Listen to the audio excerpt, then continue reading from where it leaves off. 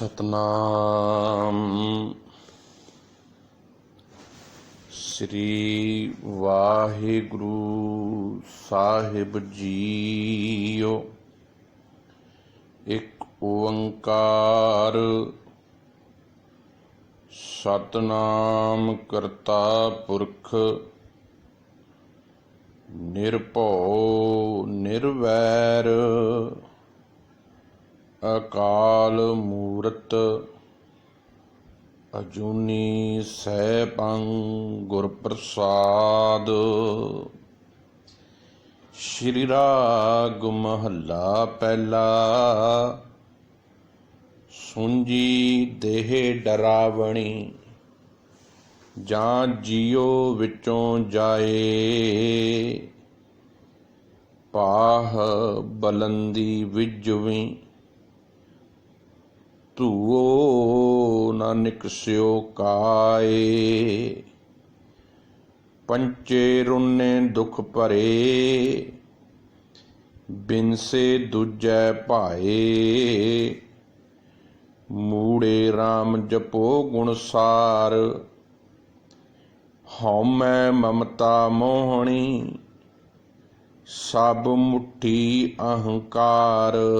राव जिनी नाम विसारिया दूजी कार लग, दुबिधा लागे पच मुए अंतर तृष्णा अग। गुर राखे से उबरे होर मुट्ठी धंधा ठग, मूई प्रीत प्यार गया मूआ वैर विरोध। धंधा थक्का हों मूई ममता माया क्रोध। कर्म मिलै सच पाइयै गुरमुख सदा निरोध। सच्ची कार सच मिलै गुरमत पल्लै पाए। सो नर जमै ना मरै ना आवै ना जाए, नानक दर प्रधान सो दरगह पैंदा जाए। वाहिगुरु जी का खालसा वाहिगुरु जी की फतेह। जुगो जुग अटल चबर छतर तख्त दे मालक, हाजरा हजूर शब्द गुरु धन धन श्री गुरु ग्रंथ साहिब महाराज जी दी कोटान कोटान किरपा रहमत ते बख्शिश बनी है। अकाल पुरख वाहिगुरु जी त्रुठे ने, जिन्हां दी असीस ते किरपा दी सदका रोजाना दे वांगू सुबह दे 8 वज चुके ने ते लड़ीवार जिहड़ी श्री गुरु ग्रंथ साहिब जी दी पावन कथा आपां फेसबुक लाइव आडियो दे राहीं इस माध्यम दे राहीं जिहड़ी शुरू कीती है। अज दा पावन शब्द 19 नंबर पन्ने दे उपर 14वां नंबर शब्द लैके आप जी के सन्मुख विचार रूप दे विच हाज़र होए हैं। हुण तक श्री राग दे 13 नंबर शब्द तक आपां विचार कर ली है ते अज जिहड़ा 14वां नंबर शब्द है ते साहिब श्री गुरु नानक साहिब जी दे पावन मुखारबिंद तो उचारण होया है। सतगुरु जी ने इस पावन शब्द दे विच इह समझाउण दी कोशिश कीती है, देख ऐ मनुख, इस देही दा मुल उदों तक है जद तक इहदे विच आत्मा है, जिंद है। जे इस देह दे विच आत्मा नहीं ना, जिंद नहीं ना, फिर एक गल चेते रखी कि इसनूं किसी ने एक दिन भी नहीं रखना। ਇਹਦਾ ਆਖਰੀ ਇਸ ਦੇਹ ਨੂੰ ਫਿਰ ਸ਼ਮਸ਼ਾਨ ਘਾਟ ਦੇ ਵਿੱਚ, ਫਿਊਨਲ ਹਾਊਸ ਦੇ ਵਿੱਚ ਜਾ ਕੇ ਸਾੜ ਦੇਣਾ ਹੈ ਬਸ। ਹੁਣ ਇਸ ਦੇਹ ਮੁੱਲਿਆਵਾਨ ਹੈ ਉਦੋਂ ਤੱਕ ਜਦ ਤੱਕ ਵਿੱਚ ਆਤਮਾ ਦੀ ਗੱਲ ਚੱਲ ਰਹੀ ਹੈ, ਦਿਲ ਧੜਕ ਰਿਹਾ ਹੈ, ਜਿੰਦ ਹੈ, ਲਾਈਫ ਹੈ ਮਨੁੱਖ ਦੇ ਜੀਵਨ ਦੇ ਵਿੱਚ। ਜਿੱਦਣ ਇਹ ਜਿੰਦ, ਇਹ ਲਾਈਫ, ਇਹ ਆਤਮਾ ਸਰੀਰ ਨੂੰ ਛੱਡ ਜਾਂਦੀ ਹੈ, ਸਤਿਗੁਰੂ ਕਹਿੰਦੇ ਉਦਣ ਇਸ ਦੇਹ ਨੂੰ ਲੋਕੀ ਭੂਤ ਕਹਿੰਦੇ ਨੇ, ਪ੍ਰੇਤ ਕਹਿੰਦੇ ਨੇ, ਪਤਾ ਨਹੀਂ ਕੀ ਕੁਝ ਕਹਿ ਕੇ ਪੁਕਾਰਦੇ ਨੇ। ਕਹਿੰਦੇ ਉਹ ਵੀ ਔਰਤ ਜਿਹੜੀ ਸਦਾ ਨਾਲ ਰਹਿੰਦੀ ਸੀ ਨਾ, ਉਹ ਵੀ ਪ੍ਰੇਤ ਪ੍ਰੇਤ ਕਹਿ ਕੇ ਦੌੜ ਜਾਂਦੀ ਹੈ। ਕਹਿੰਦੇ ਜਬ ਇਹ ਹੰਸ ਤਜੀ ਇਹ ਕਾਇਆ, ਪ੍ਰੇਤ ਪ੍ਰੇਤ ਕਰ ਭਾਗੀ। ਉਹ ਵੀ ਕਹਿੰਦੀ ਹੈ ਵੀ ਇਸ ਭੂਤ ਨੂੰ ਲੈ ਜਾਓ। ਮਨੁੱਖ ਆਤਮਾ ਤੋਂ, ਇਸ ਦੇਹੀ ਤੋਂ ਦੇਹ ਨੂੰ ਸਵਾਰਨ ਤੇ ਲੱਗਾ, ਸੋਚਦਾ ਸ਼ਾਇਦ ਦੇਹ ਕਰਕੇ ਹੀ ਜੀਵਨ ਹੈ। ਮਨੁੱਖ ਦੇਹ ਨੂੰ ਤਰਾਸ਼ਣ ਤੇ ਲੱਗਾ ਹੈ, ਦੇਹ ਨੂੰ ਸਵਾਰਨ ਤੇ ਲੱਗਾ ਹੈ। ਦੇਹ ਦਾ ਹੰਕਾਰ ਹੈ, ਦੇਹ ਦੀ ਸੁੰਦਰਤਾ ਦਾ ਹੰਕਾਰ ਹੈ, ਆਪਣੀ ਜ਼ਮੀਨ ਦਾ ਹੰਕਾਰ ਹੈ, ਆਪਣੇ ਪਰਿਵਾਰ ਦਾ ਹੰਕਾਰ ਹੈ, ਆਪਣੀ ਜਾਤ ਦਾ ਹੰਕਾਰ ਹੈ।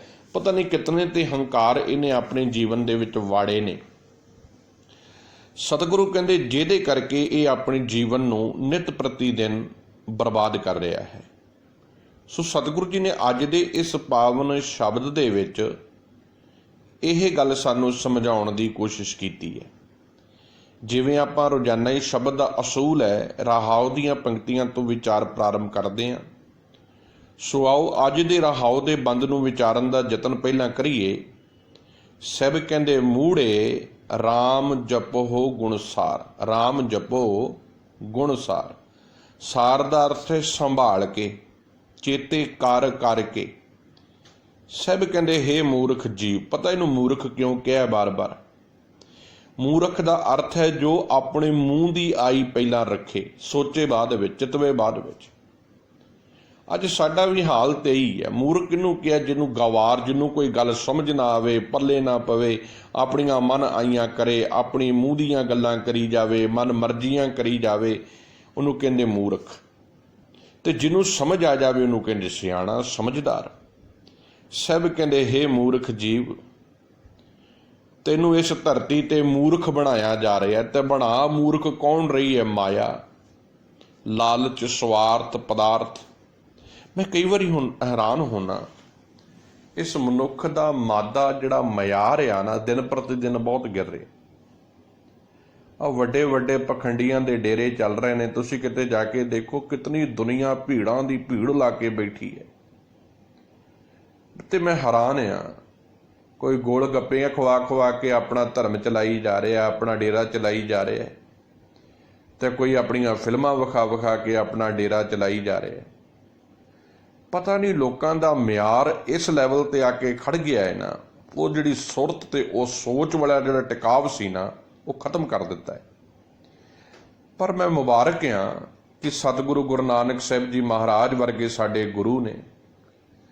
ਮੈਂ ਆਪਣੇ ਆਪ ਨੂੰ ਵਡਭਾਗਾ ਸਮਝਦਾ ਹਾਂ ਕਿ ਧੰਨ ਗੁਰੂ ਗ੍ਰੰਥ ਸਾਹਿਬ ਜੀ ਮਹਾਰਾਜ ਵਰਗੇ ਸਾਡੇ ਕੋਲ ਪੂਰਨ ਗੁਰੂ ਮੌਜੂਦ ਨੇ। ਤੇ ਜਿਹੜਾ ਸਿੱਖ ਗੁਰੂ ਗ੍ਰੰਥ ਸਾਹਿਬ ਦਾ ਸਿੱਖ ਆ ਨਾ, ਗੁਰਬਾਣੀ ਦਾ ਸਿੱਖ ਆ ਨਾ, ਉਹ ਮੂਰਖ ਨਹੀਂ ਹੋ ਸਕਦਾ। ਉਹਨੂੰ ਸਮਝ ਆਉਣ ਲੱਗ ਪਵੇਗੀ, ਸਮਝਦਾਰੀ ਆ ਜਾਵੇਗੀ। ਤੋ ਸਭ ਕਹਿੰਦੇ ਮੂੜੇ ਰਾਮ ਜਪੋ ਗੁਣਸਾਰ। ਹੇ ਮੂਰਖ ਜੀਵ, ਆਪਣੀ ਅੰਤਲੀ ਦਸ਼ਾ ਨੂੰ ਸਾਹਮਣੇ ਰੱਖ, ਚੇਤੇ ਰੱਖ ਕਿ ਆਖਰ ਜਿੱਦਣ ਇਸ ਸਰੀਰ ਦੇ ਵਿੱਚੋਂ ਇਹ ਆਤਮਾ ਛੱਡ ਗਈ, ਉਦਣ ਇਸ ਸਰੀਰ ਦਾ ਕੋਈ ਮੁੱਲ ਨਹੀਂ ਪੈਣਾ। ਇਸ ਗੱਲ ਨੂੰ ਚੇਤੇ ਰੱਖ ਕੇ ਸਦਾ ਕੀ ਕਰਿਆ ਕਰ? ਗੁਣਸਾਰ, ਪਰਮਾਤਮਾ ਦੇ ਗੁਣਾਂ ਨੂੰ ਚੇਤੇ ਰੱਖਿਆ ਕਰ, ਉਹਨੂੰ ਯਾਦ ਰੱਖਿਆ ਕਰ, ਉਹਨੂੰ ਆਪਣੀ ਯਾਦਾਂ ਵਿੱਚ ਰੱਖਾ।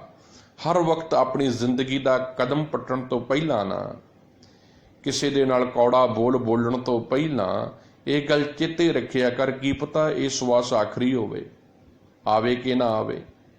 ਤੇ ਮੈਂ ਇਸ ਸਵਾਸ ਦੇ ਵਿੱਚ ਕਿਉਂ ਗੰਦਗੀ ਇਕੱਠੀ ਕਰਾਂ? ਆਪਣੇ ਪੈਰਾਂ ਨੂੰ ਸੰਕੋਚ, ਆਪਣੀ ਬੋਲੀ ਨੂੰ ਸੰਕੋਚ, ਆਪਣੇ ਵੇਖਣ ਨੂੰ ਸੰਕੋਚ।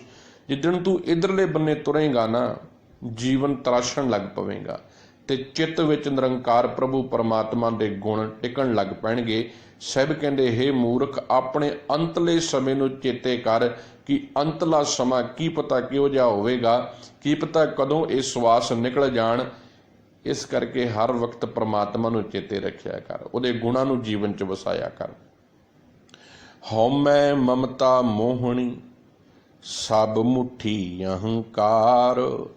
हौमै अपनी हौं ते अपनी मैं, हर वक्त मैं विच रहना, अपने आप नूं जतलाउणा, अपने आप बारे गल करनी। सतगुरु कहंदे ममता मोहनी, माया दी मोहनी, माया दा मोह, ते जिस करके जीवन विच मैं मेरी है। ਮੈਨੂੰ कई बार ये गल ਤੁਹਾਨੂੰ बोलदा नज़र आया होवेगा, मैनू किहदी परवाह है, मेरे को तो बहुत कुछ है। सतगुरु कहंदे ना हंकार कर, पता नहीं कदों किसी की परवाह पै जावे।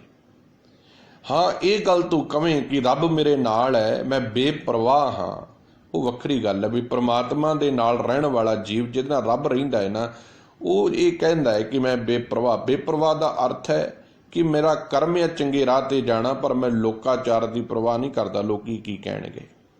एक हुंदा है कि मैनू परवाह ही किसी की नहीं, मैनू किहड़ा किसी को मैं लैके खाना है, किहड़ा मैं किसी नूं दे के खाना है। ये बातां नहीं चंगियां हुंदियां जीवन च। पता नहीं किहड़े वेले किस दे अगे हथ टड्डना पै जावे, कोई जिंदगी की खेड का पता नहीं। सो इस करके शब्द बड़े सीमित होने चाहिए ने। शब्दों विच, बोलों विच हंकार नहीं होना चाहिए। शब्दों दे विच तू तड़क नहीं होनी चाहिए। शब्दों दे विच किते भी अपने आप दे उत्ते क्रोध भरी भाषा नहीं होनी चाहिए। शब्द अत निमरता दे, अत प्यार दे, अत मिठड़े होने चाहिए। कहंदे कई बारी तलवार दा वार शायद मनुख दे उपर जे करिए ते वो भर जावे, पर जीभ दा कीता होया वार नहीं भरदा। सो जिहड़े जीभा दे साडे बोल ने ना, ये बहुतात असी रंगे पता किहदे विच ने, माया दे मोह, हंकार ते लालच ते लोभ दे विच। इसे करके साडे बोल जिहड़े मूँह चों निकल रहे ने बड़े मायने रखदे ने।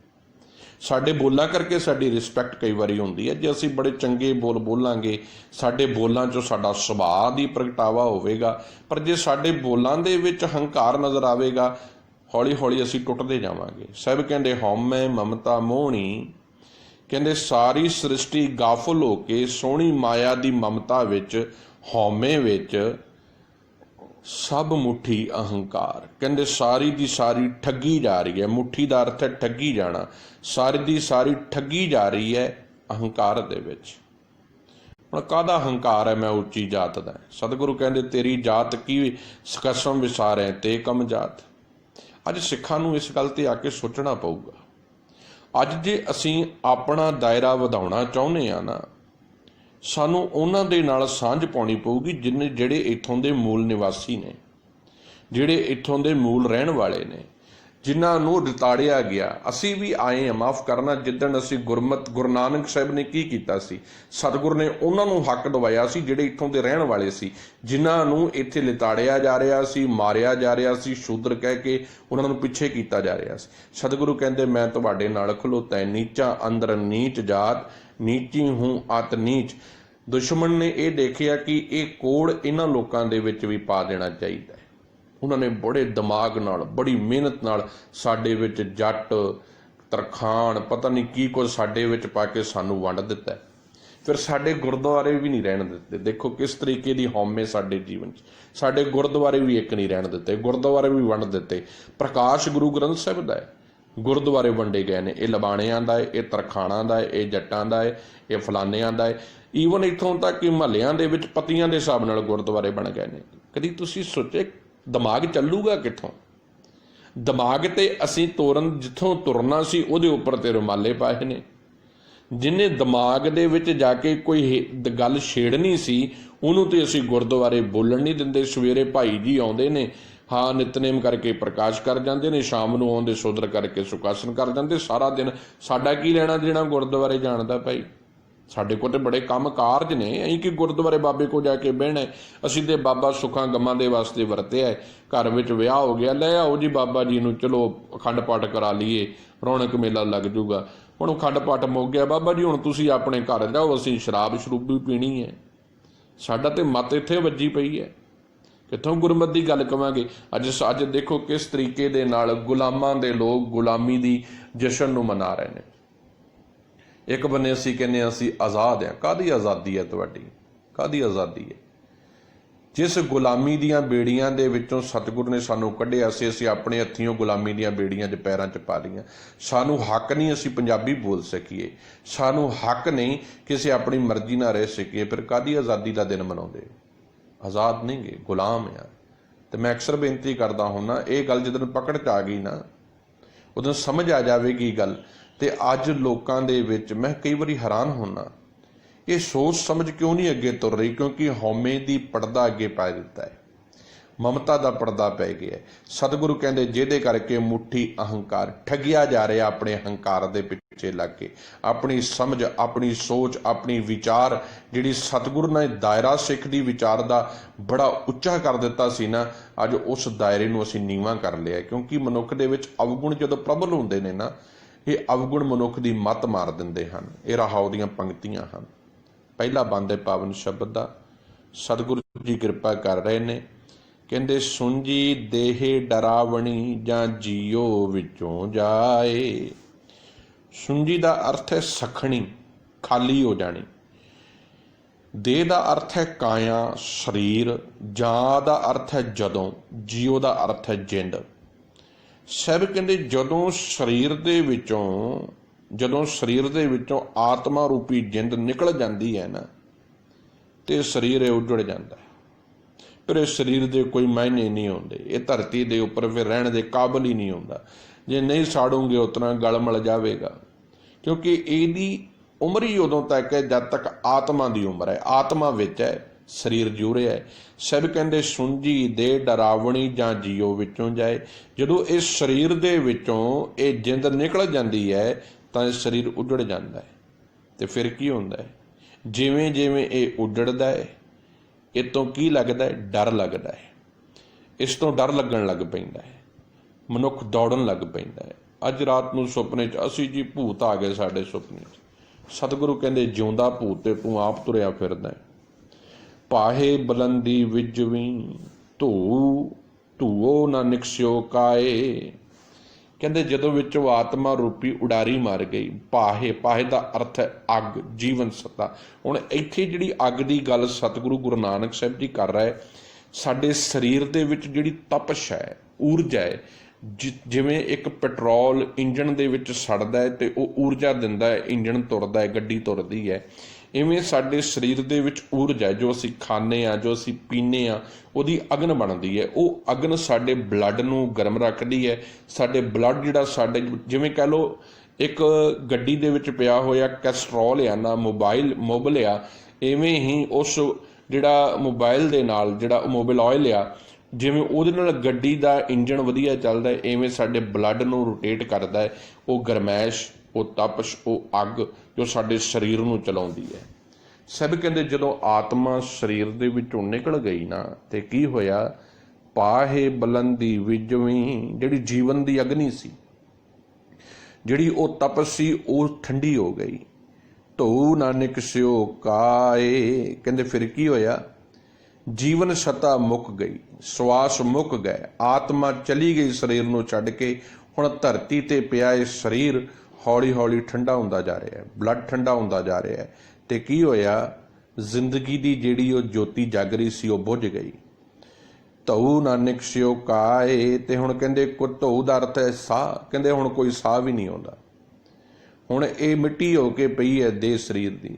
ਬੜਾ ਹੰਕਾਰ ਸੀ, ਮੈਂ ਕਰੋੜਾਂਪਤੀ ਹਾਂ, ਅਮੀਰ ਹਾਂ, ਮੈਨੂੰ ਕੌਣ ਹੱਥ ਲਾ ਕੇ ਜਾਊਗਾ? ਜਦੋਂ ਸਵਾਸ ਨਿਕਲ ਗਏ, ਭਾਵੇਂ ਘੜੀ ਹੱਥਾਂ ਤੇ ਲੱਗੀ ਹੋਵੇ ਲੱਖਾਂ ਡਾਲਰਾਂ ਦੀ, ਭਾਵੇਂ ਜੇਬਾਂ ਦੇ ਵਿੱਚ ਪਰਸ ਭਰਿਆ ਹੋਵੇ, ਕੀ ਮਹੀਨੇ ਦਾ ਕੋਈ ਮਹੀਨਾ ਹੈ ਉਸ ਪਰਸ ਦਾ? ਹੁਣ ਕੋਈ ਮਹੀਨਾ ਹੈ ਉਸ ਘੜੀ ਦਾ? ਕੋਈ ਮਹੀਨਾ ਹੈ ਜਿਹੜੇ ਉਹ ਕੱਪੜੇ ਮਹਿੰਗੇ ਬ੍ਰਾਂਡਡ ਤਨ ਤੇ ਪਾਏ ਸਨ? ਕੋਈ ਮਹੀਨਾ ਨਹੀਂ।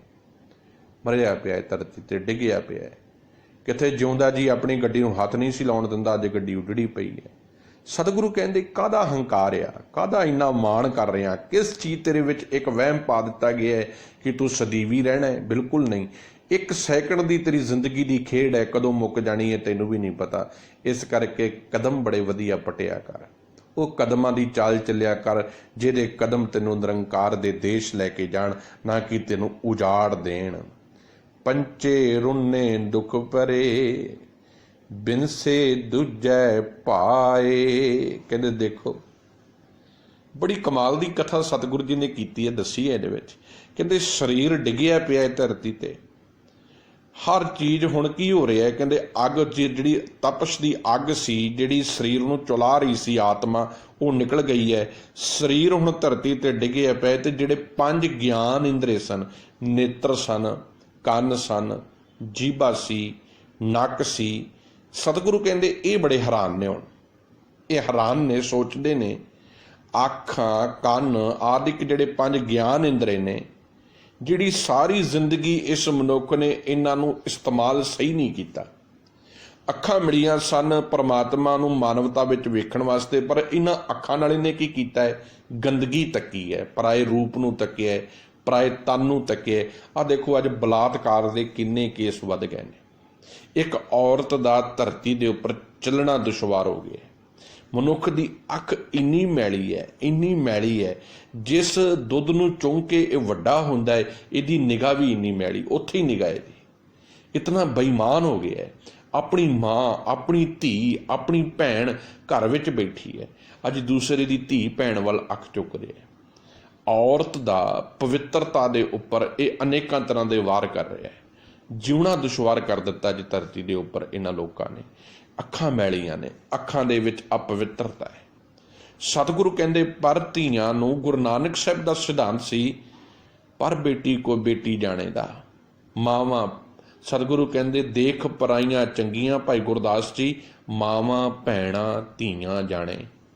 ਹੁਣ ਅੱਖਾਂ ਕਹਿੰਦੀਆਂ ਪੰਚੇ ਰੁੰਨੇ ਦੁੱਖ ਭਰੇ, ਬਿਨਸੇ ਦੂਜੇ ਪਾਏ। ਅੱਖਾਂ ਕਹਿੰਦੀਆਂ ਇਹਨੇ ਸਾਰੀ ਉਮਰ ਸਾਡੇ ਤੋਂ ਤੇ ਗੰਦਗੀ ਤੱਕੀ ਹੈ, ਸਾਨੂੰ ਸਾਰੀ ਉਮਰ ਇੱਧਰਲੇ ਬੰਨੇ ਹੀ ਇਹਨੇ ਲਾ ਛੱਡਿਆ, ਕੋਈ ਚੰਗਾ ਕੰਮ ਤੇ ਸਾਡੇ ਕੋਲ ਵੀ ਨਹੀਂ ਕਰਾਇਆ। ਤੇ ਕੰਨ ਕਹਿੰਦੇ ਮੇਰੇ ਤੋਂ ਕਿਹੜੀ ਕਿਤੇ ਨੇ ਕੋਈ ਚੰਗੀ ਗੱਲ ਸੁਣੀ। ਮੈਂ ਬੜੀ ਵਾਰੀ ਕੋਸ਼ਿਸ਼ ਕੀਤੀ ਇਹਨੂੰ ਕੋਈ ਚੰਗੀ ਗੱਲ ਸੁਣਾਵਾਂ, ਪਰ ਇਹਨੇ ਮੈਨੂੰ ਨਿੰਦਿਆ, ਚੁਗਲੀ ਵਾਲੀ ਕੰਨ ਲਾ ਕੇ ਰੱਖੇ ਨੇ। ਕਈ ਵਾਰੀ ਆਪਾਂ ਕਹਿੰਦੇ ਮਨੁੱਖ ਦੇ ਕੰਨ ਬੜੇ ਬਰੀਕ ਨੇ, ਇਹਦੇ ਲਾਗੇ ਕੋਈ ਗੱਲ ਨਾ ਕਰਿਓ, ਕਿਉਂਕਿ ਉਹਦਾ ਧਿਆਨ ਹੀ ਉਹਦੇ ਵਿੱਚ ਹੈ ਵੀ ਮੈਂ ਨਿੰਦਾ ਕਰੂਗਾ ਜਾਂ ਕੋਈ ਗੱਲ ਕਰੂਗਾ। ਸਤਿਗੁਰੂ ਕਹਿੰਦੇ ਕੀਤਾ ਕੀ ਹੈ? ਇਹਨਾਂ ਅੱਖਾਂ ਨੇ, ਇਹਨਾਂ ਕੰਨਾਂ ਨੇ ਗੰਦਗੀ ਸਾਰੀ ਇਕੱਠੀ ਕਰਕੇ ਅੰਦਰ ਸੁੱਟੀ। ਪੰਚੇ ਰੁੰਨੇ ਦੁੱਖ ਭਰੇ, ਬਿਨਸੈ ਦੂਜੈ ਭਾਏ। ਦੂਜੇ ਭਾਏ ਦਾ ਅਰਥ ਹੈ ਮਾਇਆ ਦਾ ਮੋਹ, ਭਾਏ ਦਾ ਅਰਥ ਹੈ ਪ੍ਰੇਮ, ਮੋਹ। ਪਹਿਲਾ ਪਿਆਰ ਹੈ ਪ੍ਰਮਾਤਮਾ ਦਾ, ਦੂਜਾ ਪਿਆਰ ਹੈ ਸਾਡੇ ਜੀਵਨ ਵਿੱਚ ਮਾਇਆ ਦਾ, ਪਦਾਰਥਾਂ ਦਾ। ਸਤਿਗੁਰੂ ਕਹਿੰਦੇ ਇਹਦੇ 5 ਗਿਆਨ ਇੰਦਰੇ ਜਿਹੜੇ ਸਨ ਇਹ ਹੁਣ ਰੋ ਰਹੇ ਨੇ। ਕਿਉਂ? ਕਿਉਂਕਿ ਮਾਇਆ ਦੇ ਮੋਹ ਵਿੱਚ ਹੀ ਨਾਸ਼ ਹੋ ਗਏ ਹਨ। ਉਹ ਵੀ ਦੁਖੀ ਹੋ ਕੇ ਰੋ ਰਹੇ ਨੇ, ਨਕਾਰੇ ਹੋ ਗਏ ਨੇ, ਮਜਬੂਰ ਹੋ ਗਏ ਨੇ, ਕਿਉਂਕਿ ਹੁਣ ਕੀ ਕਰਨਗੇ? ਨਾਲ ਹੀ ਸਾੜੇ ਜਾਣਗੇ ਵਿਚਾਰੇ। ਜਿੱਥੇ ਮਨੁੱਖ ਦਾ ਸਰੀਰ ਸੜੇਗਾ ਨਾਲ ਹੀ ਸੜਨੇ ਨੇ ਨਾ। ਹੁਣ ਇਹਨਾਂ ਦੀ ਤੇ ਗਲਤੀ ਨਹੀਂ, ਮਨ ਦੀ ਗਲਤੀ ਹੈ, ਪਰ ਮਨ ਦੌੜ ਗਿਆ ਵਿੱਚੋਂ। ਹੁਣ ਸਜ਼ਾ ਕਿਹਨੂੰ ਭੋਗਣੀ ਪੈ ਰਹੀ ਹੈ? ਇਹਨਾਂ ਸਰੀਰ ਨੂੰ। ਤੇ ਸਤਿਗੁਰੂ ਕਹਿੰਦੇ ਮੂੜੇ ਰਾਮ ਜਪੋ ਗੁਣਸਾਰ। ਇਹ ਮੂਰਖ ਮਨੁੱਖ ਸਮਝ ਜਾ, ਇਹ ਜਿਸ ਸਰੀਰ ਦਾ ਮਾਣ ਕਰ ਰਿਹਾ ਨਾ, ਇਹ ਜਿਹਦੇ ਪਿੱਛੇ ਲੱਗ ਕੇ ਤੂੰ ਬੇਈਮਾਨੀ ਖੱਟ ਰਿਹਾ, ਇਹ ਮੂਰਖ ਮਨੁੱਖ ਸਮਝ, ਆਪਣੇ ਉਸ ਅੰਤਲੀ ਘੜੀ ਦੇ ਪੜਾਵਾਂ ਨੂੰ ਸਮਝ ਕੇ ਸਦਾ ਰਹਿਣ ਵਾਲੇ ਨਿਰੰਕਾਰ ਦੇ ਸੱਚੇ ਗੁਣਾਂ ਨੂੰ, ਉਹਦੇ ਚੰਗੇ ਪਵਿੱਤਰ ਸੁਭਾਅ ਨੂੰ ਆਪਣੇ ਜੀਵਨ ਵਿੱਚ ਵਸਾ। ਹਉਮੈ ਮਮਤਾ ਮੋਹਣੀ, ਸਭ ਮੁੱਠੀ ਅਹੰਕਾਰ ਰਹਾਓ। ਕਹਿੰਦੇ ਵੇਖ ਸਾਰੀ ਸ੍ਰਿਸ਼ਟੀ, ਸਾਰਾ ਸੰਸਾਰ ਇਸ ਮੋਹਣੀ ਮੋਹਣ ਵਾਲੀ ਮਾਇਆ ਦੇ ਪਿੱਛੇ ਕਮਲਾ ਹੋਇਆ ਫਿਰਦਾ ਹੈ, ਤੇ ਮਮਤਾ ਵਿੱਚ, ਹਉਮੈ ਦੇ ਵਿੱਚ, ਹੰਕਾਰ ਦੇ ਵਿੱਚ ਨਿਤ ਠੱਗਿਆ ਜਾ ਰਿਹਾ ਹੈ। ਨਿਤ ਆਪਣੀ ਜ਼ਿੰਦਗੀ ਇਧਰਲੇ ਬੰਨੇ ਇਹ ਬਰਬਾਦ ਕਰ ਰਿਹਾ ਹੈ। ਜਿਨੀ ਨਾਮ ਵਿਸਾਰਿਆ ਦੂਜੀ ਕਾਰੈ ਲੱਗ। ਕਹਿੰਦੇ ਜਿਨ੍ਹਾਂ ਬੰਦਿਆਂ ਨੇ ਦੁਨਿਆਵੀ ਪਦਾਰਥਾਂ ਦੇ ਪਿੱਛੇ ਲੱਗ ਕੇ ਅਕਾਲ ਪੁਰਖ ਵਾਹਿਗੁਰੂ ਨੂੰ ਵਿਸਾਰ ਦਿੱਤਾ ਹੈ, ਪਰਮਾਤਮਾ ਰੂਪੀ ਪਤੀ ਨੂੰ ਵਿਸਾਰ ਦਿੱਤਾ ਹੈ, ਦੁਬਿਧਾ ਲਾਗੇ ਪਚ ਮੂਏ, ਅੰਤਰ ਤ੍ਰਿਸ਼ਨਾ। ਆਹ ਕਰਾਂ ਕਿ ਨਾ ਕਰਾਂ। ਅੱਜ ਸਾਡੇ ਵਿੱਚ ਵੀ ਦੁਬਿਧਾ। ਵੇਖੋ ਦੁਬਿਧਾ ਜਿੱਥੇ ਪੈਂਦੀ ਹੈ ਨਾ, ਜਿਹਨੂੰ ਆਪਾਂ ਸ਼ੱਕ ਕਹਿੰਦੇ ਹਾਂ, ਉਹ ਸ਼ੱਕ ਜੀਵਨ ਬਰਬਾਦ ਕਰ ਦਿੰਦਾ ਹੈ। ਜੇ ਸਿੱਖਾਂ ਦੇ ਜੀਵਨ ਦੇ ਵਿੱਚ ਵੀ ਅੱਜ ਸਾਡੀ ਜਿਹੜੀ ਆਲੇ ਦੁਆਲੇ ਜਾਂ ਸਾਡਾ ਜੀਵਨ ਹੈ ਨਾ, ਅੱਜ ਇਹ ਦੁਬਿਧਾ ਸਾਡੇ 'ਚ ਕ੍ਰੀਏਟ ਕੀਤੀ ਗਈ ਹੈ, ਬੜੀ ਸੋਚ ਸਮਝ ਕੇ ਕ੍ਰੀਏਟ ਕੀਤੀ ਗਈ ਹੈ। ਅੱਗੇ ਦੁਸ਼ਮਣ ਨੂੰ ਬਾਹਰੋਂ ਲਿਆ ਕੇ ਸਾਡੇ 'ਤੇ ਵਾਰ ਕਰਨਾ ਪੈਂਦਾ ਸੀ, ਤੇ ਉਹਨਾਂ ਨੂੰ ਪਤਾ ਸੀ ਅਸੀਂ ਭਾਵੇਂ, ਕਿਉਂਕਿ ਜਿਹਨੂੰ ਤੁਸੀਂ ਦੁਸ਼ਮਣ ਜਾਣਦੇ ਹੋ ਨਾ, ਉਹਦੇ ਵਾਸਤੇ ਤੁਸੀਂ ਵੈਲ ਪ੍ਰੀਪੇਅਰਡ ਰਹਿੰਦੇ ਹੋ ਵੀ ਇਹ ਤੇ ਹੈ ਹੀ ਦੁਸ਼ਮਣ ਆ, ਇਹਦੇ ਵਾਸਤੇ ਇਹਨੇ ਸਾਡੇ ਤੇ ਵਾਰ ਕਰਨਾ ਹੈ, ਇਹਨੇ ਸਾਨੂੰ ਮਾਰਨਾ ਹੈ, ਅਸੀਂ ਉਹਦੇ ਸਾਹਮਣੇ ਖੜਨਾ ਹੈ ਤੇ ਅਸੀਂ ਉਹਦੇ ਨਾਲ ਲੜਨਾ ਹੈ, ਤੇ ਦੂਜੀ ਰਾਏ ਕੋਈ ਨਹੀਂ ਨਾ। ਪਰ ਸਭ ਤੋਂ ਵੱਡਾ ਨੁਕਸਾਨ ਉਦੋਂ ਹੁੰਦਾ ਹੈ ਜਦੋਂ ਆਪਣੇ ਘਰ ਦੇ ਵਿੱਚ ਹੀ ਆਪਣਾ ਭਰਾ ਦੁਸ਼ਮਣ ਬਣ ਕੇ ਸਾਹਮਣੇ ਆ ਜਾਵੇ। ਹੁਣ ਮਨੁੱਖ ਇੱਕ ਬੰਨੇ ਸਾਹਮਣੇ ਦੁਸ਼ਮਣ ਨਾਲ ਲੜਾਈ ਕਰਨ ਦਾ ਯਤਨ ਕਰ ਰਿਹਾ ਹੈ, ਕਿਵੇਂ ਉਹਦੇ ਨਾਲ ਨਿਪਟਣਾ ਹੈ, ਇੱਧਰੋਂ ਭਰਾ ਹੀ ਚੁੱਕ ਕੇ ਪਿੱਠ ਵਿੱਚ ਛੁਰਾ ਮਾਰ ਦੇਵੇ, ਤੇ ਫਿਰ ਕਿੱਥੇ ਜਾ ਕੇ ਖਲੋਵਾਂਗੇ। ਕਰਨ ਦਾ ਇੱਕੋ ਇੱਕ ਤਰੀਕਾ ਹੈ ਗੁਰਬਾਣੀ, ਗੁਰੂ ਗ੍ਰੰਥ ਸਾਹਿਬ ਦਾ ਸਿਧਾਂਤ, ਗੁਰਬਾਣੀ ਦੀ ਵਿਚਾਰ। ਜਿੱਦਣ ਗੁਰਬਾਣੀ ਦੀ ਵਿਚਾਰ ਪੱਲੇ ਪੈਣ ਲੱਗ ਪਵੇਗੀ, ਸਾਹਿਬ ਕਹਿੰਦੇ ਦੁਬਿਧਾ ਲਾਗੇ ਪਚ ਮੂਹੇ। ਕਹਿੰਦੇ ਜਿਹੜੇ ਸਦਾ ਦੁਚਿੱਤੀ ਵਿੱਚ ਪੈ ਰਹਿੰਦੇ ਨੇ, ਦੁਬਿਧਾ ਵਿੱਚ ਰਹਿੰਦੇ ਨੇ, ਉਹ ਸਦਾ ਹੀ ਮਿਟਦੇ ਨੇ, ਮਰਦੇ ਨੇ, ਕਿਉਂਕਿ ਉਹ ਆਪਣੇ ਅਹੰਗ ਤੇ ਅਹੰਕਾਰ ਦੇ ਪਿੱਛੇ ਲੱਗ ਕੇ ਆਪਣਾ ਜੀਵਨ ਬਰਬਾਦ ਕਰ ਰਹੇ ਨੇ। ਅੰਤਰ ਤ੍ਰਿਸ਼ਨਾ ਅੱਗ, ਅੰਦਰ ਸਵਾਰਥ ਦੀ ਅੱਗ ਭਰੀ ਹੈ ਤੇ ਆਪਣਾ ਜ਼ਮੀਰ ਮਾਰ ਗਏ ਨੇ। ਸਾਡੀ ਕੌਮ ਦੇ ਜੇ ਆਗੂ ਜੀਵਤ ਹੁੰਦੇ ਨੇ, ਗੁਰੂ ਸਾਹਿਬ ਨੇ ਇਸੇ ਕਰਕੇ ਸਿੱਖ ਦੇ ਜੀਵਨ ਵਿੱਚੋਂ ਪਹਿਲ ਦੇ ਆਧਾਰ ਤੇ ਸਵਾਰਥ ਕੱਢਿਆ ਸੀ, ਲਾਲਚ ਪਰੇ ਕਰ ਦਿੱਤਾ ਸੀ। ਮੈਂ ਹੈਰਾਨ ਹੁੰਨਾ, ਭਾਈ ਮਤੀ ਦਾਸ ਜੀ ਨੂੰ ਪੁੱਛਿਆ ਜਾ ਰਿਹਾ ਤੇਰੀ ਕੋਈ ਆਖਰੀ ਇੱਛਾ ਹੈ? ਕਹਿੰਦਾ ਹਾਂ ਹੈ। ਉਹ ਸੋਚਦੇ ਸ਼ਾਇਦ ਇਹ ਮਾਫੀ ਮੰਗੂਗਾ, ਕਹੂਗਾ ਵੀ ਮੈਨੂੰ ਛੱਡ ਦਿਓ।